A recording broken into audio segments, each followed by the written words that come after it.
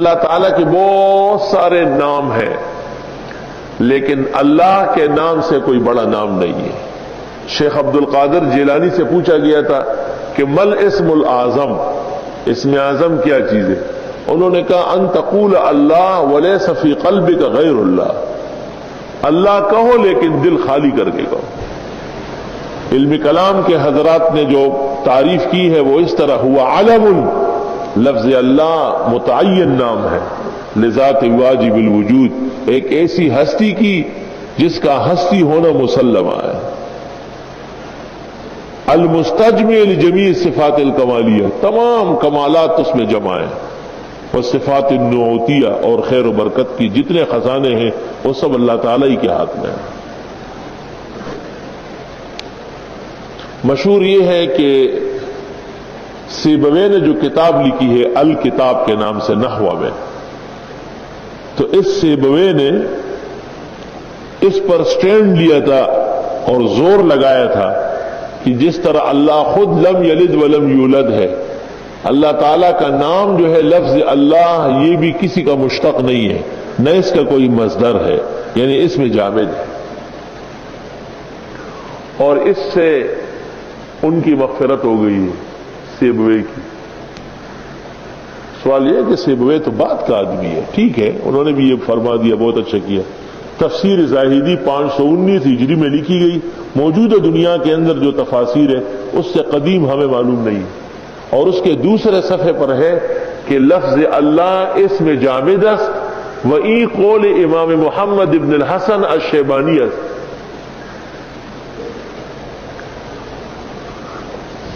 لفظ اللہ اس میں جامد است وئی قول امام محمد ابن الحسن الشیبانی است۔ یہ دیکھ کر کہ میں نے یہ نسخہ 60,000 کا خریدا تھا، کام کی کتاب ہے، بس یہ ایک قول کافی ہے۔ امام محمد نے فرمایا تھا کہ لفظ اللہ تو جامد ہے۔ مولانا فضل الرحمان صاحب گنج مراد آبادی رحمت اللہ علیہ ہندوستان کے اکابر علماء اور اولیاء میں سے تھے، وہ طالب علموں کو درس دے رہے تھے، کہتے منطق کی کوئی کتاب پڑھا رہے تھے، تو ایک ہندو آیا، اس نے کہا مولوی جی مجھے خدا سمجھاؤ، اللہ کون ہوتا ہے، کیا چیز ہے اللہ؟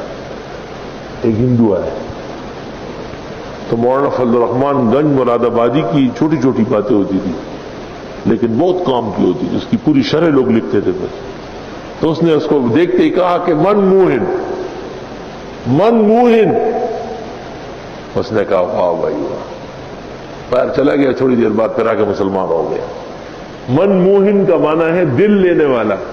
یعنی وہ جس کا تسلط تیرے دل پر ہے، دل تو کسی کے اختیار میں نہیں ہے۔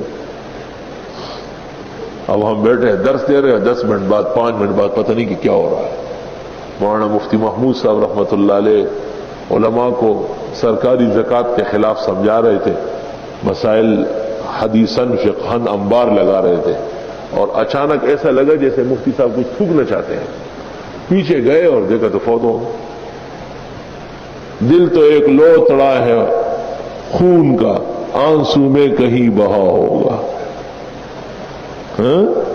دل کا کیا کہنا ہے یہ دیوانہ، اس کے کوچے میں پھر لٹایا گیا۔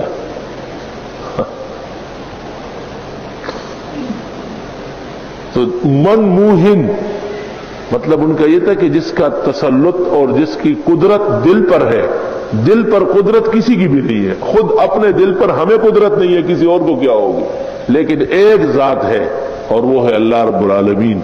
تو انہوں نے مولانا نے اس لیے فرمایا کہ من موہن، جب تمام اسباب معطل ہو جاتے ہیں،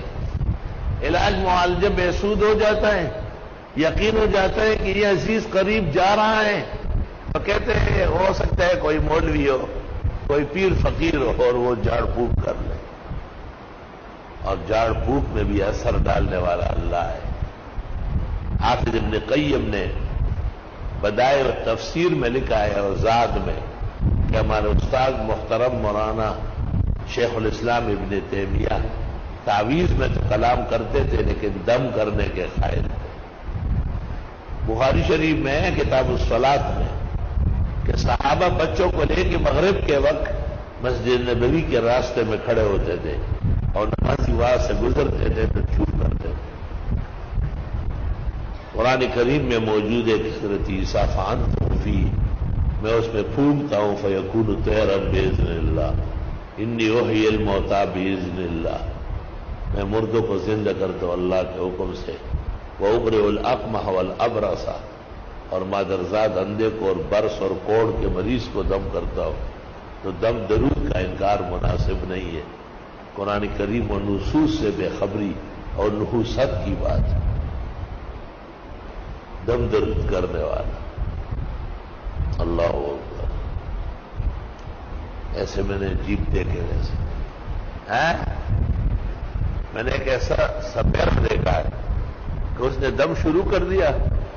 اور سام کا ڈسا ہوا جو جسمن ٹھنڈا ہو گیا تھا، اگر سام کا ڈسا ہوا جب ٹھنڈا ہو جائے تو وہ اٹھتا نہیں تھا، وہ خود بخود گرم ہونے لگا اور یہاں تک کہ وہ بالکل اٹھ گیا، اور 22 سال اس کے بعد زندہ تھا۔ اور مجھے دانت میں درد تھا بہت شدید، چہرہ سوجا ہوا تھا، آنکھ بند تھی، اور کئی دنوں سے بھوکا پیاسا تھا۔ ایک بزرگ تھے وہاں گل بابا، وہ ایک ویران گھر میں رہتے تھے، ایک ہی پلنگ لگا ہوا تھا، اس پر بستر بچھا تھا اور بستر کے سرحانے چولہے لگا ہوا تھا، آرام سے اتر کر آٹا گوندتے تھے، پھر روٹی بناتے تھے، پھر اس توے پر ایک آلو یا ایک انڈا ڈالتے تھے، اور سامنے نل کا لگا ہوا تھا، مسلح بچھا ہوا تھا، وضو کر کے نماز پڑھتے تھے، وہ بوڑھے۔ مجھے والدہ صاحبہ لے گئی اور دور سے ان کو کہا کہ یہ بچہ کئی دنوں سے دانت کے درد میں مبتلا ہے۔ انہوں نے جب دم شروع کیا اور میرے منہ پہ اس نے پھونکا بسم اللہ الرحمن الرحیم پڑھ کر، میری آنکھ کھل گئی اور وہ جو درد غائب ہوا ہے تو آج بھی 55 سال گزرنے کے بعد درد نہیں دیکھا۔ بعض لوگوں کے دم درود میں بہت زیادہ طاقت ہوتی ہے، اس لیے میں کہتا ہوں کہ دم کیا کریں، مناسبت دیکھ کر کے آپ دم کریں، تکلیف اور غم سن کر اس سے مناسب آیات اور احادیث کی دعائیں آپ اپنا معمول بنائیں۔ بہتر یہ ہے کہ پہلے فاتحہ پڑھ لیں، پھر وما انفقتم من نفقۃ او نذرتم من نذر فإن اللہ یعلم ما للظالمین من انصار پڑھے،